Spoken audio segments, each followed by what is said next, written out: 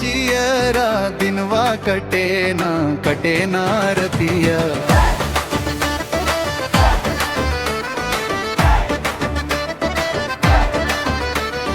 दुनिया के मेला में भटकल रही हम, रास्ता ना मिलल रोवल रही हम। हाथ बढ़वले आके तू प्रभु मिटा दिहलस मन के अंधेरिया। हे यीशु तोरे बिना लागे ना जियरा दिनवा कटे ना रतिया।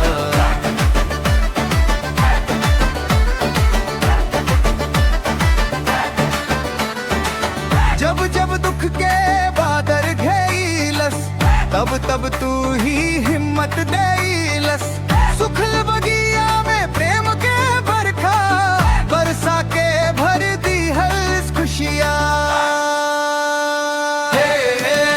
यीशु तोरे बिना लागे ना जियरा दिनवा कटे ना रतिया।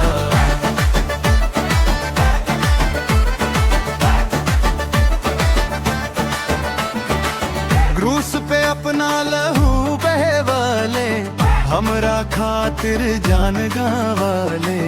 इतना प्रेम कहीं ना मिलेला, तू ही बाटे मोरा सहारा।